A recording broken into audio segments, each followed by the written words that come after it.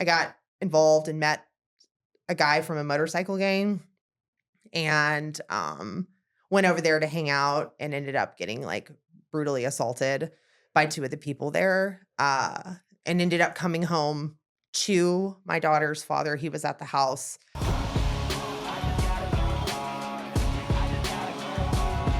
What's your sober date? Halloween of 21.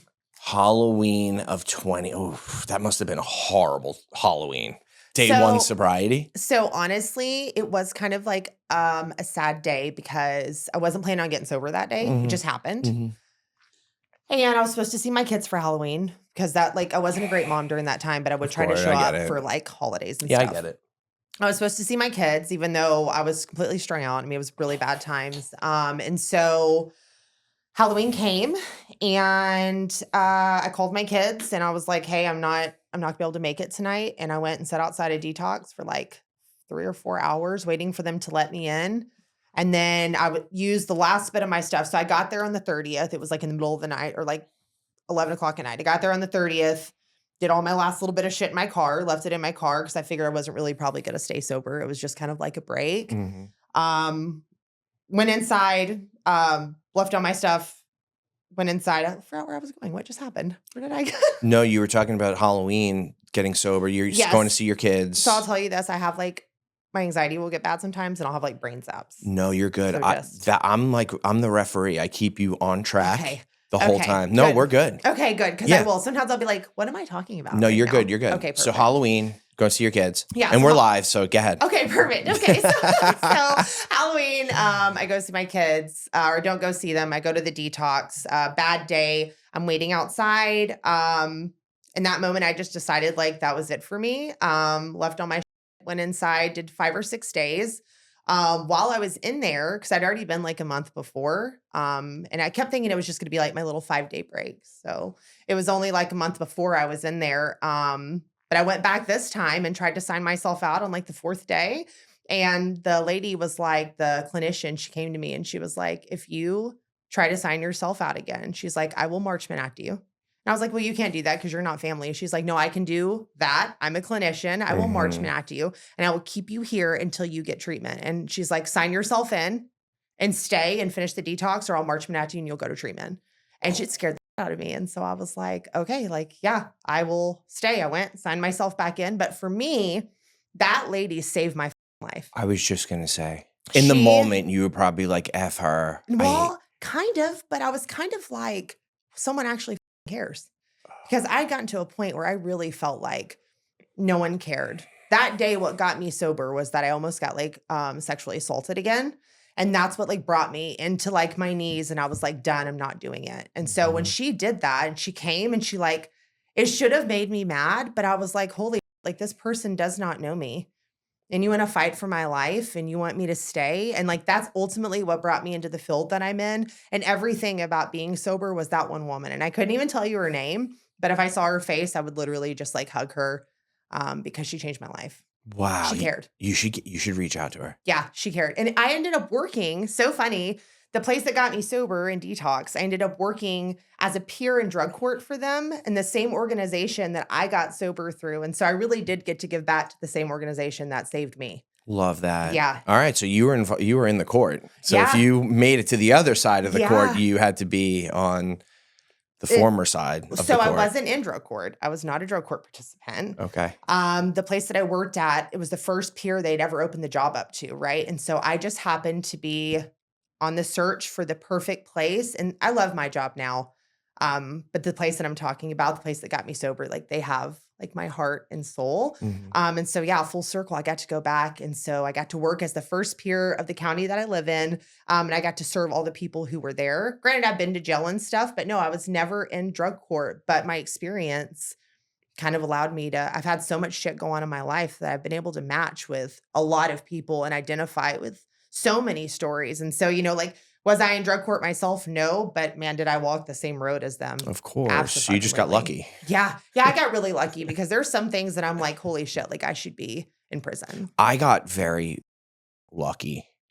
during my active addiction. I am no different than the person who's gone to prison. I'm no different than the person that's gone to jail, who's been on probation, violated probation. Then you're in the system and people are watching you. Like I'm no different. I just I was arrested a couple times, but I was able to bob and weave my way through it. Yeah. So was all of this in Daytona? Most of it. I mean, so I'm from Texas originally. Okay. I was born there, but I was like a gypsy kid. I never went to public school until I was in 6th grade. I was lived in hotels and trucks, and it was a really interesting upbringing. And so I was kind of raised around it a little bit, well, not a little bit, a lot of it, raised around it. And so I just kind of came up in it. So in Texas, I was out there until I was about 12 off and on.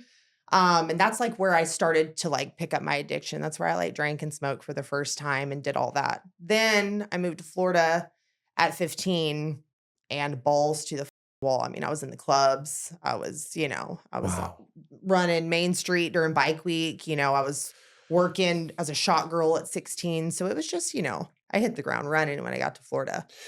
Can you backtrack a little bit? So you had said while you were in Texas, you didn't go to public school until 6th grade. Yeah. So prior to 6th grade, you had said you were living in hotels and whatnot. Let's go into your upbringing a little bit. Okay. Were your parents using? One thing I've learned in my own recovery is that you can't do this alone. And you don't have to. I know that firsthand. I went through inpatient treatment at Caron treatment centers, and it changed the course of my life. That's why I am proud to announce that I've partnered with Caron. For nearly 70 years, they've helped people and families not just break free from addiction, but actually heal and transform their lives. They're in network with all major insurance providers, and same-day admission is available. So if you or someone you love is struggling, don't wait. Call Caron at 855-352-0103. That's 855-352-0103. Help starts with taking that first step. So my mom, unfortunately, I think her biggest flaw in addiction was just wanting to be loved. And so I don't think that my mom ever really was actively using. And she says she hasn't. But I'm a drug addict, so I'm always questioning if someone says. I'm always but did you? My dad, on the other hand, dealt with a lot of substance use issues, a lot of mental health. And so growing up around that was interesting. School, the reason why I didn't go to school, he was always on the run. And From the police? Kind of, yeah. So he had a lot of issues with bad child support from my older sister. And her mom, and I actually love her mom, but her mom was got to get her money. It was got to get her bag. And she came after him, and he ended up having me. And then he had my stepsister, or his stepdaughter, which is my sister. And I think, it just fizzled out. We didn't have a lot of money growing up, but he was an angry man. And so we moved all the time because he said we couldn't go to school because every time we would, the mom would find us. And so we moved. Serve him. Yeah. He's dodging the server. Literally for child support papers. I did that. I mean, not child support, but I dodged the, yeah. Oh, me too. I've dodged lots of things. I can relate. Yeah. And so he, was weird. So we didn't go to school. My sister went to public school until she was in 6th grade. And then she got taken out and didn't go back to school. I didn't go into school until the 6th grade. And so from birth until 6th grade, I was just with my parents and my big sister. They were gone a lot. And so my sister just raised me. But as a kid, I dealt real bad with OCD and a lot of mental health stuff. I didn't know that I had it.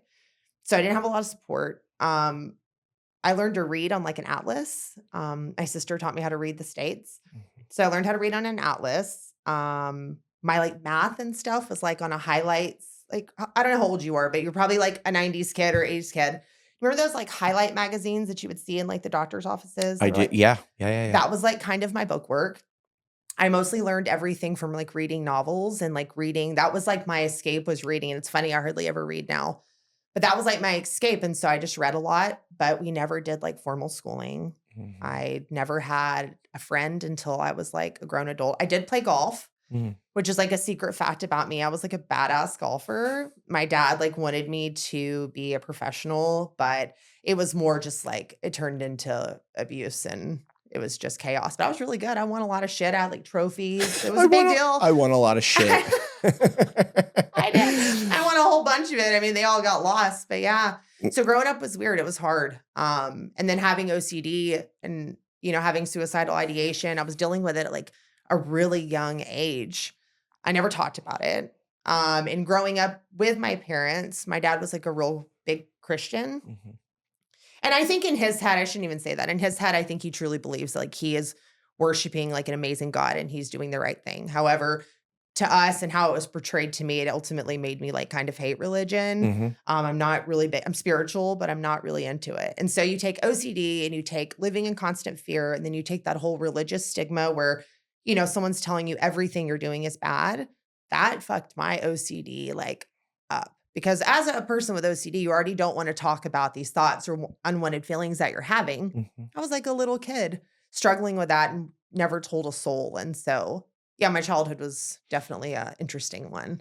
You said earlier your mom wasn't using drugs, but she was not verbatim, but was she chasing love? Mm-hmm. Okay. Yeah. So you saw her chasing love. Mm-hmm. You observed that at a Yes. young age. Yeah. Did you feel like you weren't getting the love from her because she was so focused on finding love? So, and here's the thing. The dynamic was in my family was that, so my mom and dad were married for 20 years. Okay. So, but my mom mostly spent most of her days in life, like trying to make my dad happy. He's a hard person to make happy. My mom spent a lot of her life. And so what I watched her do over and over again as I was growing up was conform, lay down, roll over, like be like in my mind now as a grown woman and like a mom, I know that some of that was strength from her, right? When I was a kid, I only saw it as weakness. And I had this big resentment towards her because abuse was happening. Things were happening to my sister. Things were happening to me. Things were happening to her. And she was just allowing it to happen. And so growing up, I had this huge resentment towards her because I was like, I will never be weak.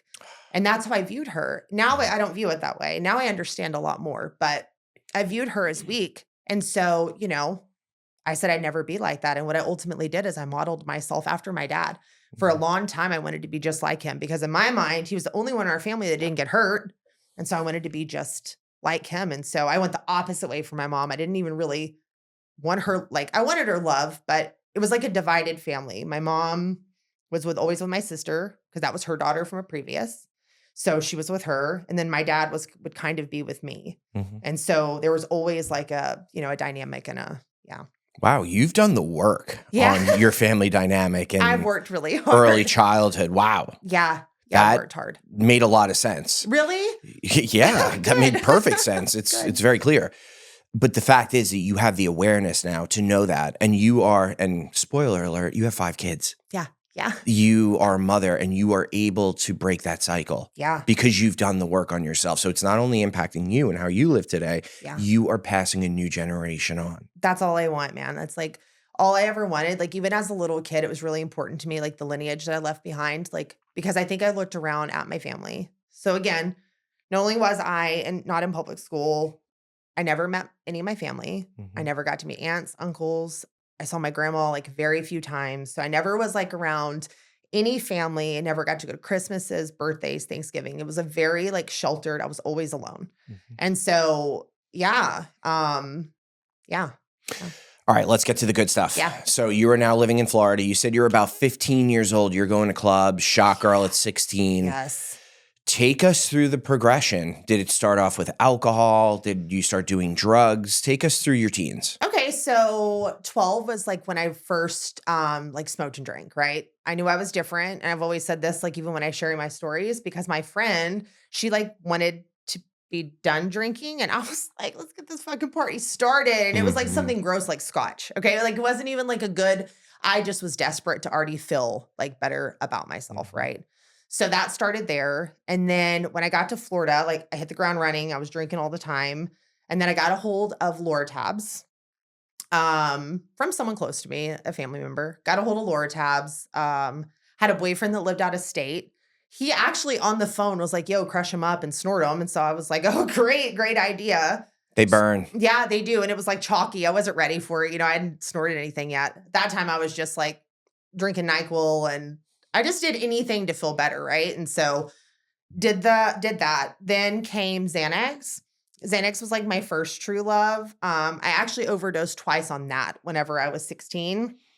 I was like out of control with them. I'd eat as many as I could. So Xanax started. And then along with Xanax, especially at 15 with no parental supervision, I was fucking balls to the wall. I mean, I was driving cars, no license, fighting. I mean, I'm running from the police, like just ridiculous stuff that you do on bars, except I was 15 years old doing it. So got a hold of those and that kind of took over my life. I ate those anytime I could.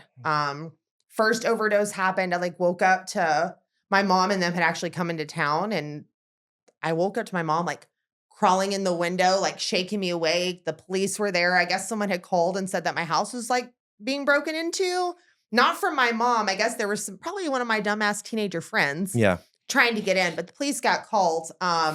So they came in and they had to help me. And I was like, I didn't know where I was for like days. It was ridiculous. So then that overdose happened. Then I got a hold of like cocaine. Cocaine was everything to me. I thought it's like every drug I got, I thought like, this is the fucking one. This is the one. Yes, this is the one's going to fix it all. So Xanax was great. And then I got a hold of cocaine. I did that pretty regularly as much as I could. It was, 2007. So ecstasy was big. I was doing a lot of ecstasy when I could. But at this time, I was also like homeless as a teenager. And so I was like living in cars and living with people. So again, anything I could find that made me feel better. Where are your parents now at this point? Did they move to Florida with you? So in Texas, in this town that I lived in, I like kind of like started this whole drama and like started a war in the town. It was ridiculous. It was just teenager drama, but my parents made it worse. And they like shipped me off. Like in the middle of the night, they like sent me to my sister's house and they stayed in Texas to get things ready. They didn't come for a couple months. Then they did. Me and my mom did not get along at the time. I ended up moving in with my sister. My sister was going through a divorce. She was 24. Like she was trying to live her life. So she was taking care of her kids. My parents left. They went over the road because my dad was a truck driver. So they went over the road and then they got in a really bad car accident. So they just weren't present. They just weren't around. Yeah. So you're living with your sister. She has kids. And I'm assuming she's like, you can't be doing this around the kids. Well, she's trying, but I'm like the little big sister. And so I'm like 5'10" and like she's my little one. So even though I'm the youngest, so she would try, but I was doing whatever the fuck I wanted. There was no stopping me. Like, and she was the type of sister, and I'm so grateful for it, that she just kind of like loved me through it and met me where I was at because she knew. I think she knew if she tried to lay the law, I would just say, fuck you and leave. So cocaine started. And then my sister had to move to Jacksonville because things changed in her life. My parents weren't in the state. They were somewhere else. And I was like with an older guy. And yeah, I ended up eating. He went and robbed some pill place, like one of the dealers, and he came back with a bunch of morphine and Xanax. And I was like, go time. And I literally remember the night, but I was like eating them like fucking candy. And I remember thinking like, I don't want to die. Like I wasn't there yet, but I didn't really care if I woke up. And I felt like that through most of my addiction. I didn't want to die, but if I didn't wake up, then who really gives a fuck? Suicidal ideation. Yeah. Yeah. It didn't scare me, the idea of it. And so life was so bad during that time, like, again, I'm like with this older guy, he's wanted. I'm like living in a car. I'm eating those motherfuckers like they're fucking candy. And I remember someone saying, yo, you better get her because she's going to end up dying. And he's like, no, she does it all the time. And so, yeah, that was the night that I overdosed. And that one was bad. Can you tell us what happened that day? Yeah. So we have my parents' car that we're driving. He doesn't have a license, whatever. They left the car when they went out of the state. So we're driving the car. We have a bunch of kids with us because he was older, but I'm 15, 16. I have a friend that's like 16. I'm in and out, blacking out that whole night. I remember like being at a bar, we played pool, and then it's like black again. You know how it does on Xanax, you like fade out. Then I was back in a car, fade out. Now we're getting arrested. I like punched the cop in the face. I'm like freaking out and I remember in the moment, the little pieces, I'm like, the guy that I was with, I was like, that's the only person I have right now. Once he goes, who's going to be there? And so I think I really like acted out. I was like screaming. I was fighting. They arrested me. But a cop, one of them wanted to take me to jail and the other one was trying to ask me my name. And I like didn't even know my name. And he's like, there's something wrong with her. So they took me to the hospital. I got admitted. I had like a severe overdose on Xanax and morphine. I woke up on like a drip with my sister crying over me. And then they put me in like HBS for was a while. Yeah. They wanted to keep me there because they thought I was really trying to kill myself. But like I was telling them, I really wasn't, man. I was just trying to get high. I don't care if I wake up, but the goal was always just to get high, you know? And so so that was my first big experience. Yeah. Okay. Do you end up graduating high school? I got my GED. Okay. Yeah. So after high school, what do you end up doing? So I dropped out first month of 10th grade. When I moved back to Florida, I dropped out. Man, I went to this cool ass school that was like right on the beach. And I was like from Texas. And I was like, fuck this. I'm going to the beach every day. So left high school, lived with my sister during all that time. Right. I'm not in school anymore. I'm dropped out. I'm living with my sister. Drugs happen. I get arrested for the overdose. They put me in HBS and then they send me to rehab. So at this point, I'm still all 16. I get court ordered to go to rehab. I'm on house arrest because I'd stolen a bunch of shit before and I didn't show up, of course. And so that was, I guess, the grounds to arrest me on too. So I ended up being put on like probation, house arrest. And I was like really honest in court too. Like they asked why I was the way I was. And I said like the truth, like I just was trying to get high. Like it was always just the goal. And so, yeah, so I went to rehab. It was like a 6-month program that you like went and lived at. It was like a court ordered one. Same program that I went to detox in. Same program that I did adolescent rehab in. Oh. Yep. So went to rehab. And there was actually where I met my kid's father. And so I ended up having a relationship out of rehab. My parents were going through their divorce while I was in there. And so they just like weren't around. And so basically I got out and I came home and they were living in a hotel and it was like a 1-bedroom. And here I am like the 16-year-old kid and freshly sober. And so I ended up moving in with my kid's father and his family. And then I ended up getting pregnant. And how many kids did you have with him? I had 2. Okay. So you meet this guy in the 6-month rehab. You get sober. Yeah. During this time. Yeah. And is he sober? Yes. But from what I like remember, he wasn't much of like a heavy drug user. Yeah. He was more like there for like weed and stuff. I was like, there was some like heavy shit, you know, I'm like, oh, Xanax and cocaine and all this stuff. And there was other kids like me too, but I don't think he was dealing with as serious issues coming into it as I was. Got it. So he seemed kind of normal to me, honestly, you know, like I was like, oh, you seem normal. So let me latch onto you. Yeah. So you move in with his family, you get pregnant, yes. You have 2 kids. Yes. And what year is this roughly? So 2008, 2009. Okay. Yeah. So you have 2 kids back to back. Pretty much. With him. How long do you end up staying sober? Okay. So I leave rehab. I'll give you like the quick rundown. I leave rehab, go to my parents for a week, leave. I go to move in with him. Immediately I relapsed on like triple C, drinking, smoking. During this time, I know that I'm wanting to be sober. For some reason, now I'm like 34. And so when I say this story out loud, I'm like, what were you thinking? But at that age, I really thought I needed a baby and like wanted a baby. I thought this would be like the one thing that I can love and I can cherish and will never leave me. You know, I had all those broken issues. And so, I thought I wanted, and of course I did, but I thought that's what I needed to fix what was wrong inside of me. And so we kind of like planned it a little bit and I ended up getting pregnant. So as soon as I found out I was pregnant, I like threw my cigarettes out the window, like quit everything. I didn't drink caffeine. I didn't do nothing. Like I was a like little like perfect. I was so scared and so grateful that I got to have this baby. And I knew I was like a drug addict, right? So I was really grateful. So stay sober for him. Drank a little bit in between like my 2 boys because they're 2 years apart. I still had a lot of FOMO. So even leaving rehab, I was very much knew like I wasn't done yet. Even though I said I wanted a baby and I wanted all this stuff, I knew because at 15 years old, I kid you not, I was running around asking people for like meth and heroin. I wanted the hard stuff. I wanted what I had always heard about. I was already getting bored with like Coke and Xanax and I just wasn't around people who had it. So stayed sober in between my 2 kids, drank a little bit here and there. Did not smoke weed though. I was like anti that. I would just drink, but I was a heavy drinker. Always drank until at least blackout or comatose. You know, I was never like, my sister can have like 2 drinks and be like done with it. And I can't. So stayed sober with that. Me and my first husband, we ended up getting a divorce. So I was divorced by the time I was 21. Married at 17, divorced by 21. When we moved back, so we met here in Florida. We're in rehab. Lived with his parents. there's a lot in between here. Lived with his parents. My parents at the same time decided to leave that hotel. They were going to move back to Texas. So they said, you either come with us and be with your family or you're staying in Florida and you can live with him. His family also has a lot of issues, a lot of alcoholism and stuff there. Mm-hmm. So in my head, I'm like, I don't know what to do. This is my family. You know, I'm pregnant. What do? I ended up choosing to go to Texas with them. Went back to Texas. My ex-husband came with me. That's where we had both of our kids, somewhat stayed sober.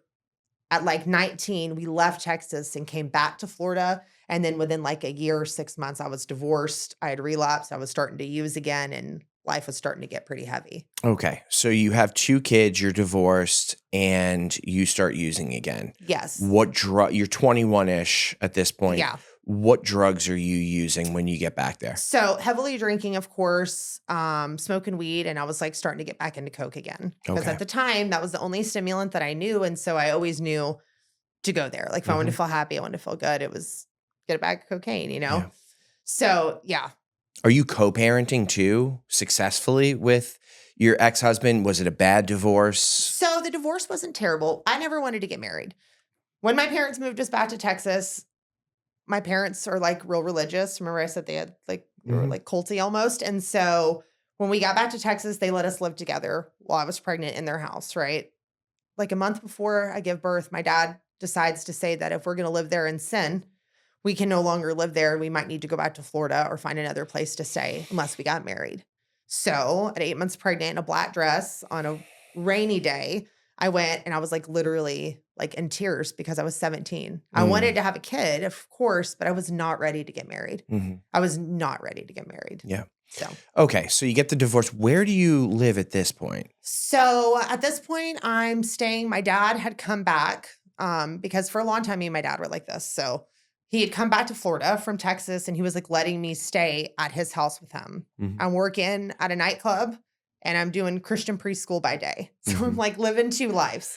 I'm working at a Christian preschool. I'm falling asleep during like the prayers because I've been up all night partying. And then I'm going to work as like a shot girl and a bartender at night. So I'm doing both. I'm falling asleep in the Taco Bell drive-thru just because I'm purely exhausted. So that's kind of like what's happening. I'm living with my dad. I wasn't co-parenting great. Again, we were so young. Yeah. My ex-husband was 21. He was living his life. We were just trying to figure it out. And it was kind of like a sudden divorce. And so, yeah, I was staying with my dad and working 2 jobs. And then my dad decided to leave again because that happens a lot. And he decided to leave. And I was there with my 2 kids in this house that I couldn't afford. And I met my daughter's father at the nightclub that I was working at. And then that's how my daughter was born. Okay. So you had 1 kid with the first, 2 boys. Okay. And then you had your 3rd child. You meet this guy at the nightclub. Yes. You're working with him? Yeah. He was like, I forget what he did. I was just the shot girl. I think he was like the bar back or something. Got it. Yeah. Okay. So you guys get together. Yep. We get together. You have your 3rd child. He's not a drug addict whatsoever at all. And I didn't really, I mean, I would talk about it. That was the thing. That even back when I was like 18, I didn't really believe in sobriety that much, but I believed in enough that I got like just for today tattooed on me. And I knew to stay away from the hard stuff. I think I always knew it was like living in there. And like I said, I'm like a 4th generation drug addict. And so I knew it was coming for me. But of course I didn't like meet people and tell them that. So I don't think he fully knew what he was walking into. So yeah, I get with him, very quick moving. I think I'd only been divorced maybe 4 or 5 months. I'm already pregnant again. Now he's moved in. We barely know each other. We never got married. We stayed together for like 3 years, I think. Moved to a couple houses, but there was just a lot of stuff going on there. There was a lot of who I am with my husband today is nothing like who I was when I was younger. Everybody has a part, right? And I know that looking back, I could have been a lot better in a lot of ways. But again, I never wanted to be married. I was young and I was confused. And so, yeah, met him. He kind of was a part of my kids' life, the boys for, the 3 years.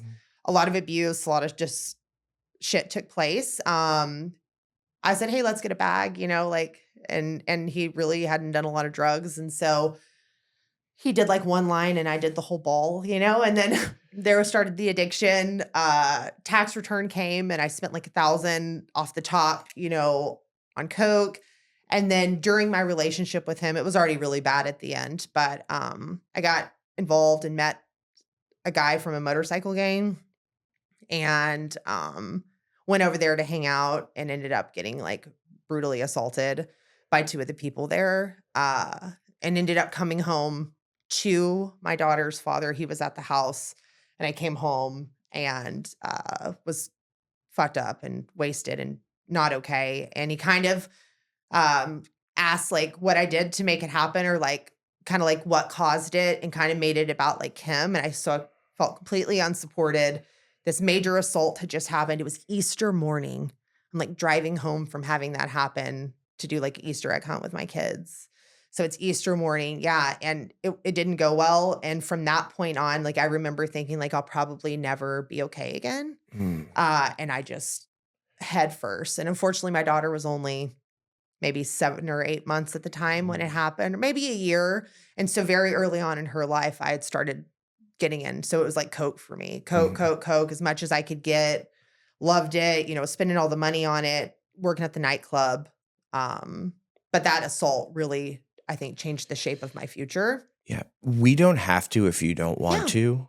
Are you able to tell us the story about what had happened, like how you met the biker gang guy and go into the story? Yeah.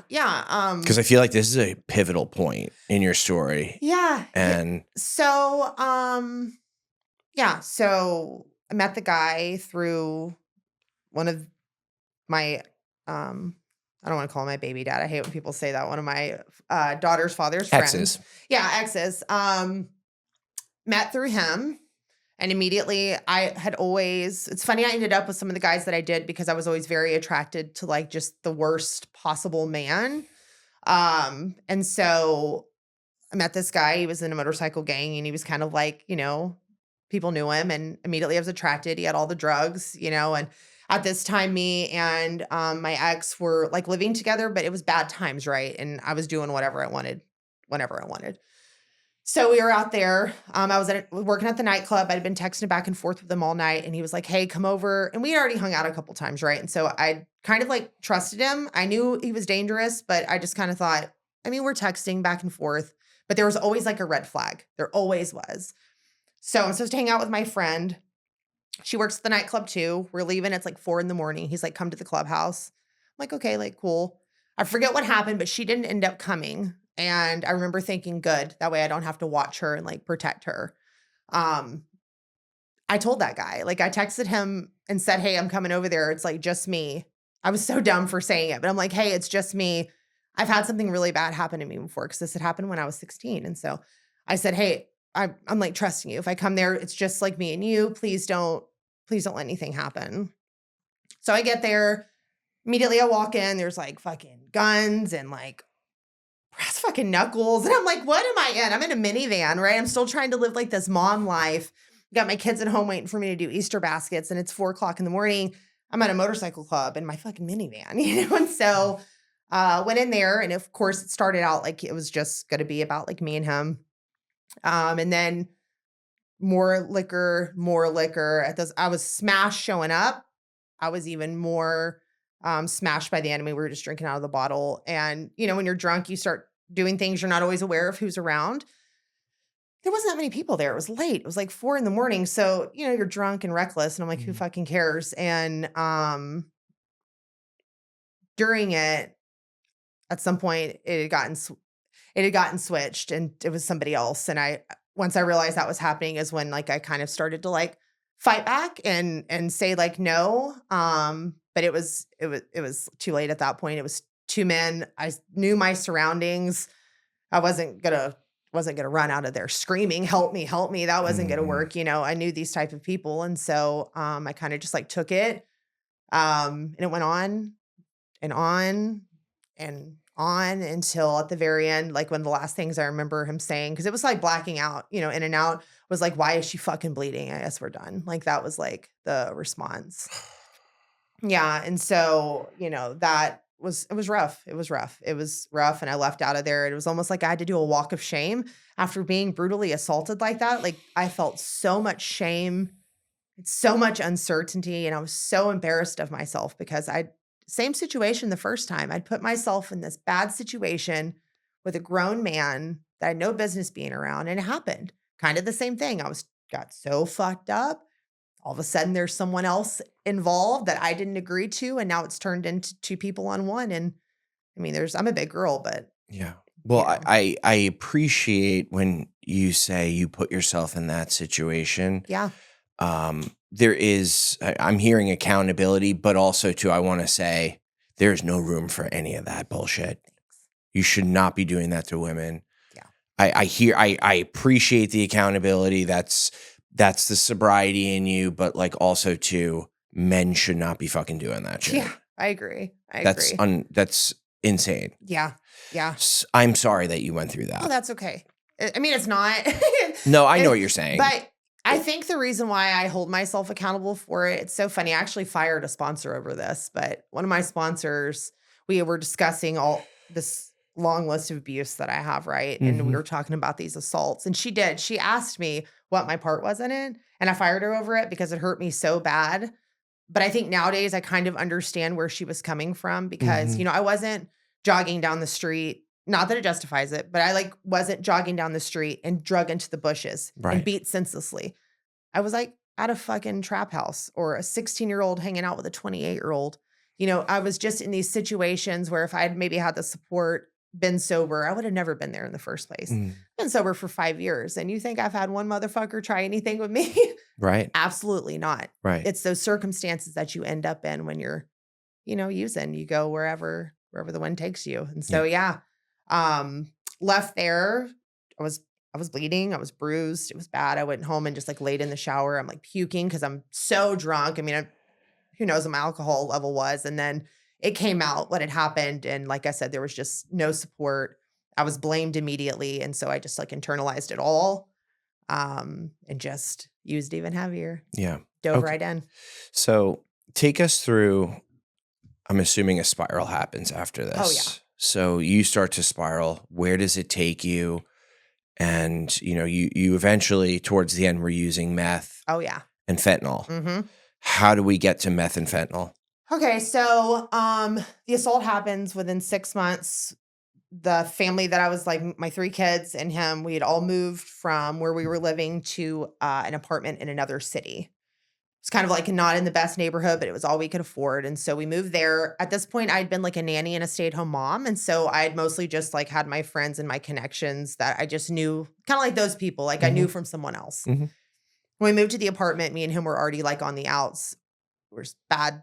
Again, abuse happening, a lot of bullshit happening. And I got a job working at a restaurant. I met a girl who had an Adderall. Never had an Adderall before. I'd only ever done Coke. And she was she knew I was going through it. I was it was one of the days, some traumatic thing had happened in the relationship. And so she was oh, here. She was just a sweet college girl. I don't think she knew what she was going to give me, but she gave me this Adderall and I did it. And I'm telling you, I thought this right now, this is it. Not Coke, not Xanax, not liquor, not any of that. Stimulant, this type of stimulant is everything I've been looking for. And so immediately I was hey, where'd you get those? Can I get more?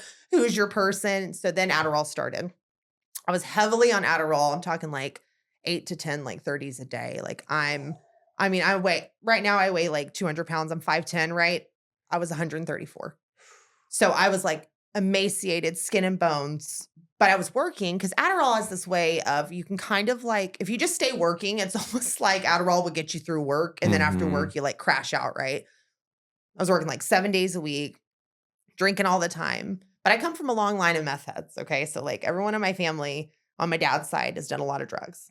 My whole life, meth was glorified. Lots of fun stories, lots of crazy times, lots of people that I looked up to growing up were meth heads. And so when I realized what Adderall was, I was so excited. Remember, because as a kid, I'm already looking for meth. I was ready to do it. So I got a hold of this Adderall. Changed my life. I'm so bad off. I'm trying to sell them. I can't fucking sell them. So now I'm trying to like, I'm breaking open people's capsules and I'm dumping out their beads. Like I was a straight like baser on Adderall. It was out of control. Mhm. So ended up trying to sell them. I would eat all my supply. I had no control. And then I got into like sex work for just a little bit. Went into that road. But thing about that was, and I have respect for all women. If I know that as an industry that people make money and I love it for them. But when you're in the industry of like you're doing it out of desperation for, the next fix, especially Adderall, like it wasn't even for fucking like heroin or anything. Like I wasn't even like dope sick. So I ended up getting into the sex work for a little bit. I wasn't great at it. I had to be so fucked up. So yeah, I had to do all my pills just to get through it, just to make the money to pay back for those pills to get more for the next date. And so I didn't do it for very long. Only did it for a little bit. But during this time, everybody around me, because slowly your friend group starts changing, right? And so it kind of went from the college kids, outsource. Now I'm starting to be around people who do have the heavy shit. And everyone's like, you spend so much on meth, like just fucking, switch over, or you spend so much on Adderall, switch over to meth. Yeah.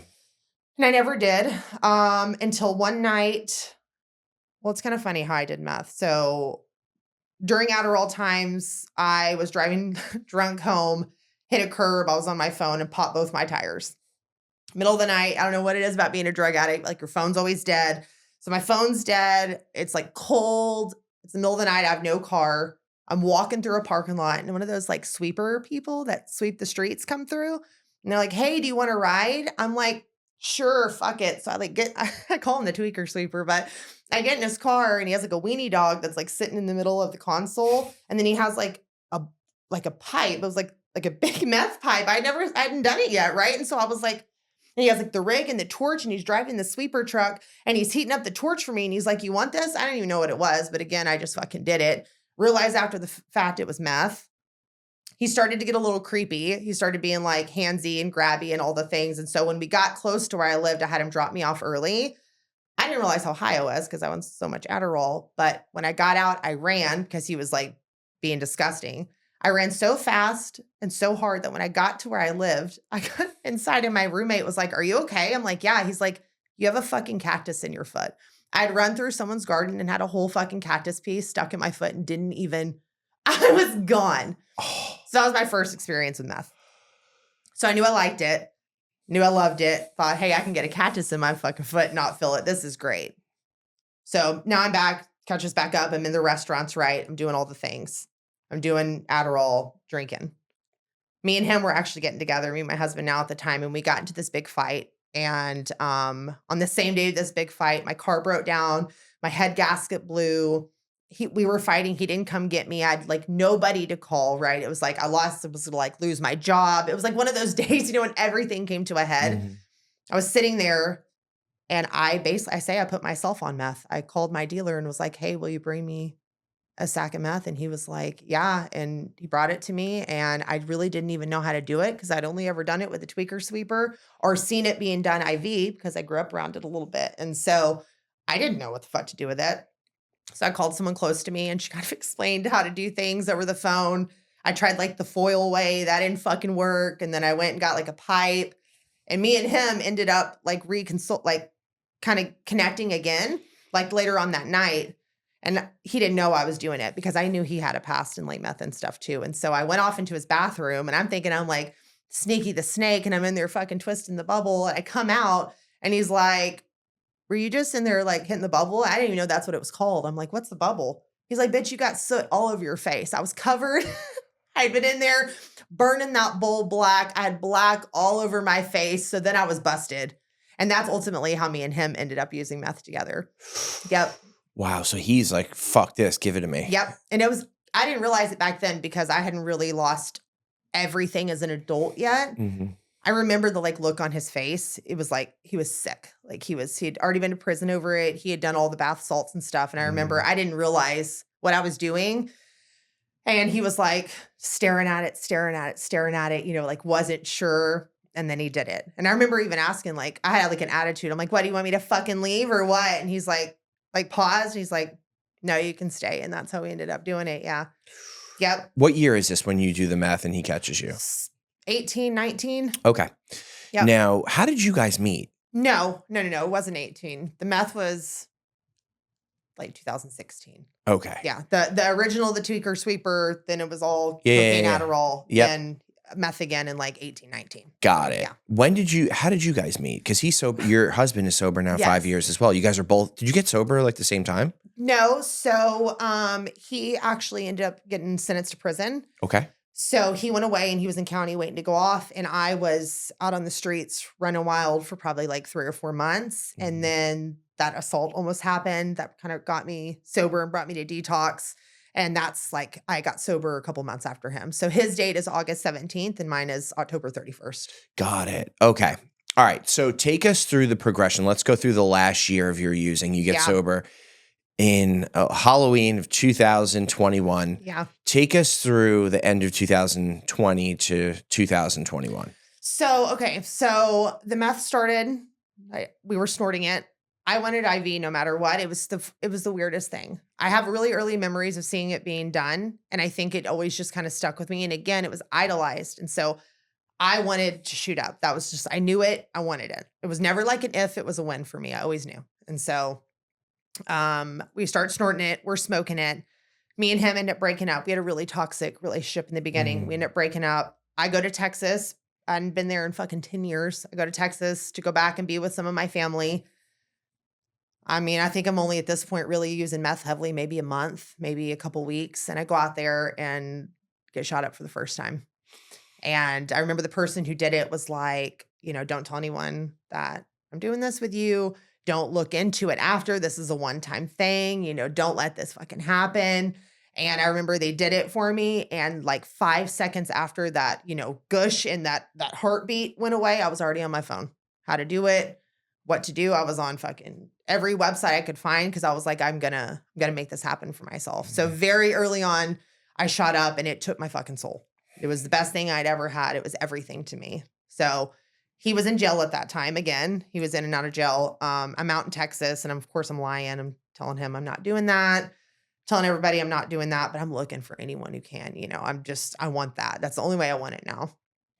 Stay out in Texas for a little bit, end up coming back. He's still like, please, like, don't bring needles around. Cause he had already done the needle thing before me. He's a little older than I am. And so he had already done it. He's like, I'm not doing it. Don't bring them around. Don't do it. And I didn't per se bring them around, but it was my first new love. I just gotten a hold of it and all I wanted was to do it. And so I ended up kind of like encouraging. Of course, he made his own decisions, but we ended up shooting up together. And then everything really changed from that point on. I learned how to do it myself really, really quickly. I'd spend hours poking, sitting there bleeding, trying to figure it out, crying, because it's just like a hard thing to figure out. Did that, ended up getting pretty good at it, ended up being able to figure it out, do it by myself, didn't need anyone.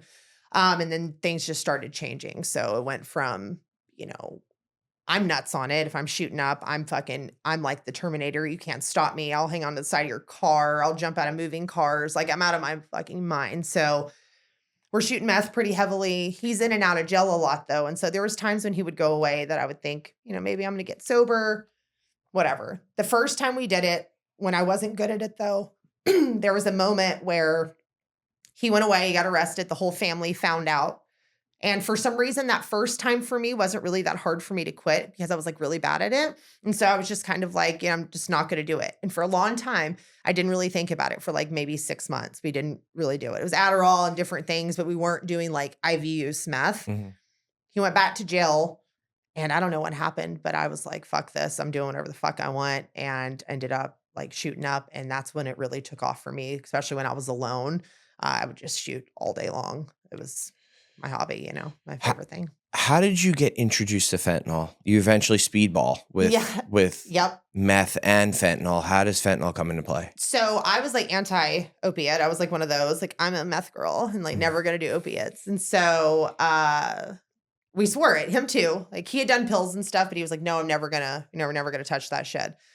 I had a friend who unfortunately, she was actually pregnant at the time, but she was using fentanyl and I was driving her a lot and running with her. And he would like had forbid me to do it. And I was with her in a car and we kind of like got to talking about it and we almost did it then. And I was like, no, I'll wait.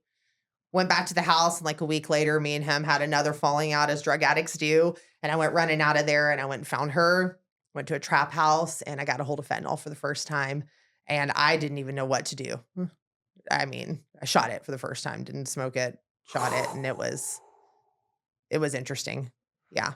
How do you start mixing the two then? Okay. So, well, it just made sense to me in my head. I'm like, why would I not do both? I had friends who had done both. But the fentanyl, I don't know. I think one of the times one of those people had it and I had what I liked and they had what they liked. And they said, you ever mixed it? And I said, no, I never mixed it. And we mixed it up and it fucking changed my whole life. Yeah. Speedballing is another level. Yeah. It's actually insane. And the things that I've seen people do while they're on that is even like to me more intense than just like the single drug. It's like you got your meth head tweakers and you got your down people, but like when you mix those two, it's like the worst and the best of both the worlds. So yeah. So you took us through how you ultimately ended up getting sober. Yeah. And you go to the detox. You just had a moment of willingness. Yeah. Little bit of hope, which it's wild for drug addicts, alcoholics,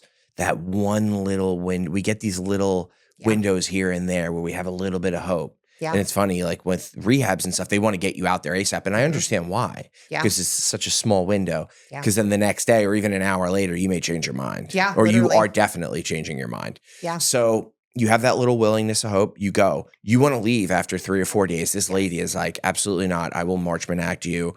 And you will be mandated to stay here. Yeah. So you end up staying sober. I do. Take us through, after the detox, you went into a treatment facility, an inpatient? I went into a sober living. Okay. Yes. How long were you in detox for? 6 days, 7 days. So not very long. I mean, kind of long, but 6 or 7 days. Take us through right after you get out of detox. So the detox was the place like that I worked. So they had a lot of resources, right? So the month before when I went there to get sober the first time, I had, it was actually really nice. The police from the hometown that we live in, like came to my house to do a wellness check. Like I had a lot of people along the way who just cared for no reason at all. Like this clinician, like that police officer. This is like my favorite part of my story because it's where it gets good, you know? So, so I'm in the detox. The lady tells me, you try to leave, we'll Baker Act you or we'll Marchman Act you, we'll keep you here. I'd run off on that rehab the first time. So the first month I went there, I had I went and like stole all my little goodies to take to rehab. You know, I was ready to go and I got there and I ended up signing myself out. I was like, fuck this. I'm not doing this. Uh-huh. So when I came back a month later, that's why she was like, you know, you're going to stay. She's like, stay. We won't look at treatment, but will you consider sober living? And I'm like, well, I mean, I'm homeless. I was literally living in my car. So it was an option, right? Mm-hmm. And so I said, yeah, I'll consider it. So this place, the organization, they set me up with like resources. They got my first 3 months paid for in sober living. They got me a bus pass from that place to where I was going, like from the detox. And they basically said, you know, the choice is yours. Get there at 10:30. And I think they released me at like, I don't know, like 9:45, and I had to be across town at 10:30. And I had my truck, but in my truck, I had all my stuff, right? I had left all my paraphernalia, all my needles, everything. Because remember, I wasn't really sure that this was going to be the time. So I knew that I had about like a 40-minute window to get from one place to another. And I knew I couldn't leave that stuff in my car. I just knew it. I just fucking knew it. That lady loving me so much that she was willing to like, you know, ruin my life is how I looked at it back then. She was willing to stand up and say like, fuck you, you're staying. It started to make sense. Like I started to believe maybe I am worth something. Maybe I'm worth fighting for. And so I called my best friend at the time and she's an amazing person. She was like, not like me at all. And I said, hey, you know, I have this bag of stuff and I need to go to the sober living. And if I leave it in my car, I promise you I'll use it. Like I won't make it. So can I please just come and leave all my stuff at your house and you do what you need to do with it? And she was like, yes, absolutely. This girl has never done drugs in her life. Beautiful Christian woman, has 3 amazing kids that she homeschooled. I mean, they are like picture perfect people. And I brought my bag of dirty rigs and dirty cottons and spoons and all the gross shit that we carry around with us. And she took it and she threw it away. And we never talked about it again. And I drove myself to that sober living. And the first thing that the lady said when she opened the door was welcome home. And to me, I had not had a home. I was homeless my whole life. I was homeless going into it. And I remember like, again, that hope shot. I was like, what? Like, welcome home. No one said that to me in my whole life, basically. And so I was so excited. And it was like from there on out, my life started to go up in trajectory. How long were you in the sober living for? About like a year and a half. Sober living changed I love my that. life. I love that. People who stay in long-term, structured, sober environments tend to stay sober long. It's wild. It was sober living for me. People like, I get mad. Like people will talk so much shit on it, right? They're like, oh, fuck sober living. It was like it was camp for me. It was a sorority for me. It was like a sober sorority. I was surrounded by women who were just like me. Nobody could judge. Nobody could be hateful. I mean, I'm sure if they were, but I was no different from everybody else. And being around people like that just made me feel so welcomed. And then there was these 3 beautiful ladies in the office. There's June, Jenny, and Stacy, and they were like pivotal to me in my recovery because one of them said, welcome home. But then during my stay there, they would always remind me, of my worth, my value. They would remind me to like surround myself with people that I wanted to be with or be like, and to get around women who have time and sobriety. And so I started to follow in their footsteps. I ended up becoming like a manager of the sober house, ended up becoming a manager of another one. I worked in the office. And so I really started to get a passion for the field that I'm in now, which is like I'm a CRPS. And so God, that's amazing. It's Congratulations. Really cool. Thank you. Yeah, it's one of my greatest accomplishments. And I remember them telling me, hey, if you do this office work, if you ever want to do a CRPS, they're like, you can use these hours towards it. And then I was just like, yeah. I mean, I was barely sober, but it all ended up in the end getting me to where I am now. Yeah. It's wild. People who go into recovery and get sober, we're very talented people and we're very capable people. Yeah. Discipline too. If you're able to get sober and stay sober, there is a sense of discipline to that. Yeah. So you could drop out of school. You could not go to school and start in 6th grade. You can have felonies on your record. Yeah. But if you get sober, you stay sober. Yeah. People sense that about you. Yeah. And you can get a great job working in the field of recovery. It's almost a badge of honor if you have felonies. It's like almost a badge of honor that you dropped out of school, you didn't go to college, you have felonies, you have arrests, you have this, and like no corporate place will ever hire me, but then recovery. Yeah. You could you could change people's lives. Yeah. And I push this. So I worked in drug court. My job now is I'm 100% remote, but I work with like the reentry population. So I work with a lot of people like Arizona, California. Yeah. I get to work in Maricopa County, which is like Phoenix, which, the epidemic out there is like really big. Yeah. And so my job now is I get to work with that, reentry population. But I tell them, turn your pain into power. Like there is literally a future. Because if you would have asked me 10 years ago, hey, do you think that you're going to be able to use all your drug experience and do something with yourself? I would have been like, absolutely the fuck not. But people love the underdog. And I try to tell my participants this all the time. People love the underdog. People love somebody who fought their way back to the top. It shows so much about someone's character. And so I'm always saying that, stick around and come work with me. Like there is a field for people like us. And if you have felonies and you have a record and you have all those things, it does not matter. You can help the next person. Because how many of us are like us? I mean, millions, Yeah. So my job's been phenomenal for me. So for the person who is saying to themselves, I can't go to rehab, I can't go to detox, I can't get sober in a sober, like a helpful environment, right? Inpatient, whatever, PHP, because I have kids, because I have a job, because I have all of these things that I need to attend to. Yeah.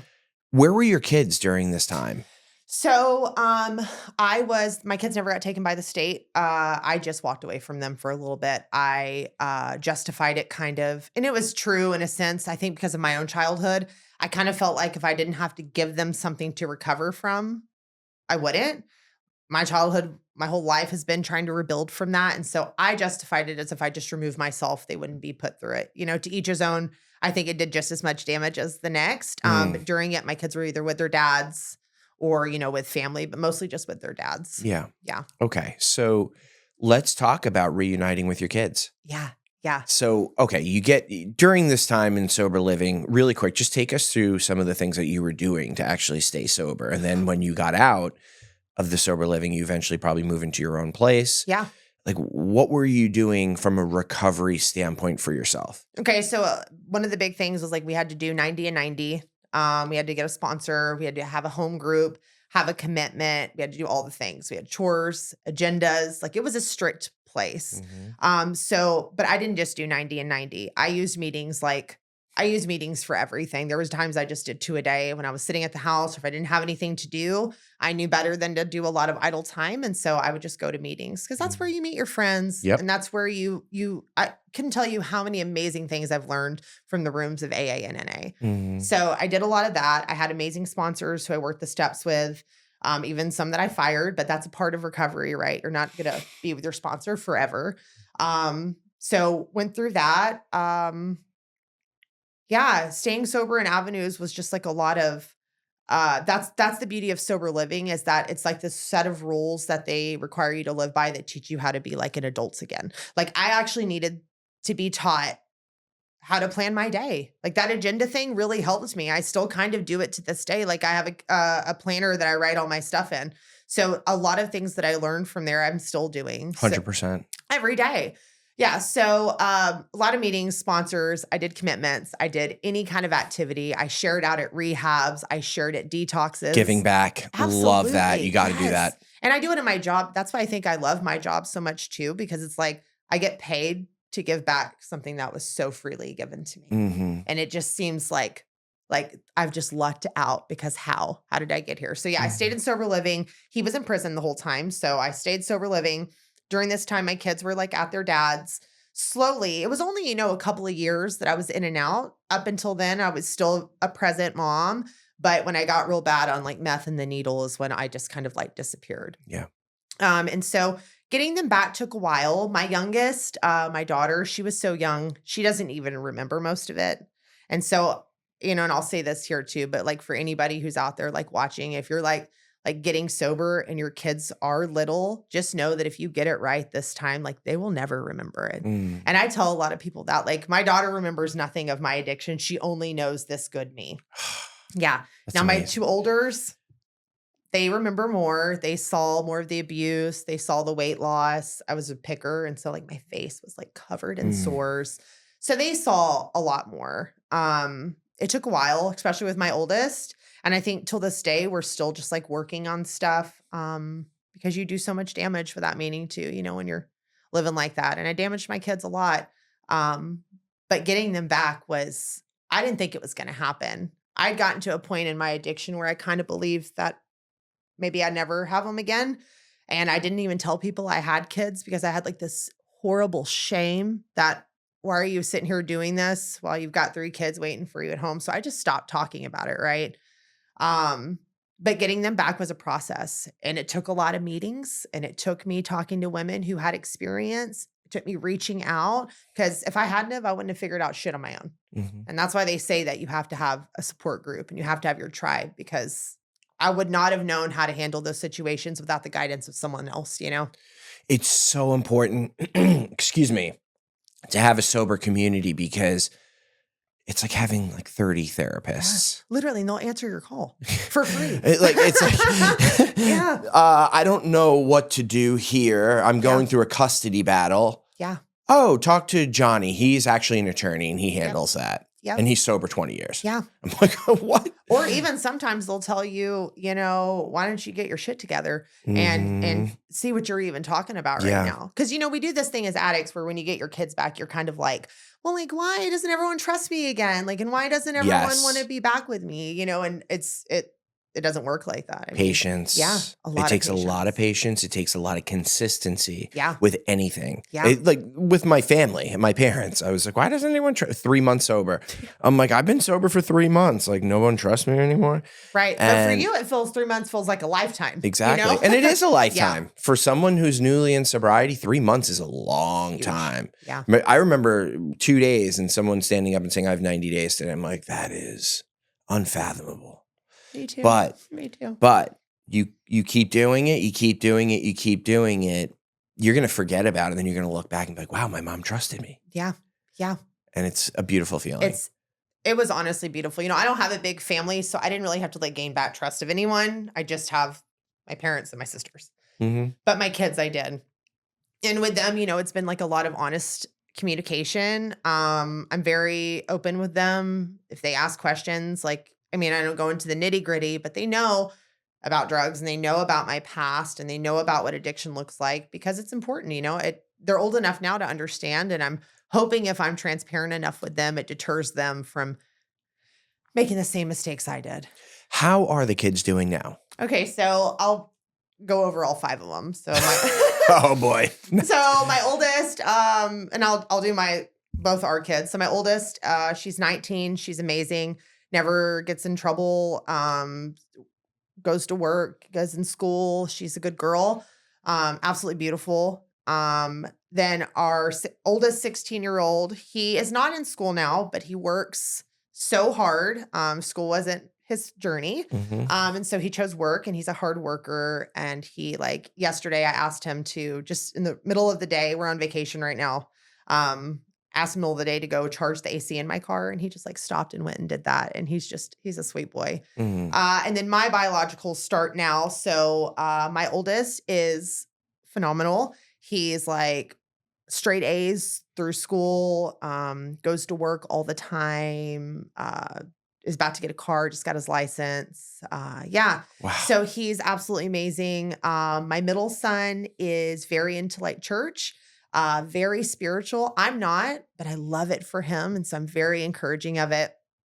Please go to church. Please believe in something bigger than yourself, please. And so he does. And he was just in West Virginia doing charity work on people's houses and going under people's houses and fixing things. So he's amazing. And then my daughter, my youngest, she is just that's my biological daughter. I never thought I was going to get to have a daughter. I wasted so much time of her early childhood in my addiction that, my last baby, she's something special.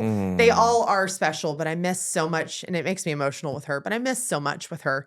And I'm so grateful I get to have so much time back with her now. Yeah, you have a lifetime with her now. Yeah. That's amazing. I have sober memories. Isn't it crazy though? Your kids saw, the boys saw what was going on. One's got straight A's. The other one is a follower of God. Yes. And does charity work for people. Yep. It's crazy. I, with my daughter, I've been sober my daughter's entire life. That's amazing. One little thing, I'm like, oh my God, I'm going to fuck her up. I'm going to fuck her up. Yeah. Like a character defect or something, like me flipping out or on something or, someone else or a little bit of road rage or something. And I'm like, oh my God, I'm going to fuck her up. I got to chill.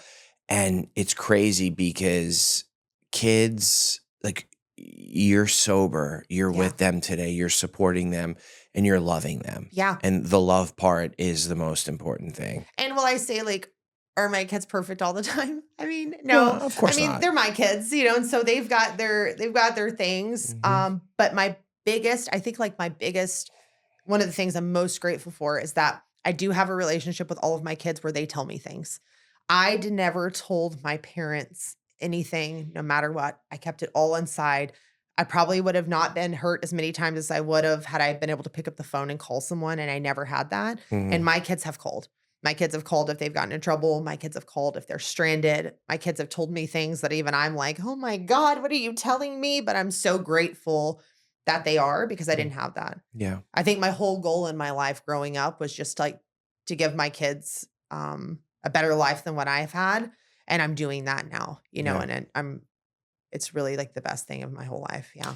Keeping it a safe place, meaning your home where your kids can come to you and be transparent so that you can help them is so important. Yeah. It really is. Yeah. When they're not telling you things and they're trying to approach situations off of the little life experience that they have, it's going to end badly. Yeah. So. No, it's great. I love it. I love it. Even it scares me sometimes. I'm like, my ears are burning. Yeah. But how grateful am I that and who would have thought, because it's only been 5 years for me. And had you asked me that first year, that first 90 days, where do you think you're going to be with your kids? Yeah. It would not have been that because they don't all live with us. His two live with their mom. My oldest son lives with me full time. And then the two youngers are every other week. So we go back and forth. But if you would have asked, would I be even having full time one kid living with me? The answer was no, because like I just didn't see I didn't even see being alive past 30. And so, and I got sober, you know, what? 29. Yeah, I got sober a couple days before my 30th birthday. So yeah. Yep. I always do everyone's backwards math as the interview's going on. Trying to do it. I had someone say like one time, they're like, I got sober and I'm like 31. They're like 32. I'm like, no, it was 31. They're like, yeah, you're right. It was 31. Yeah.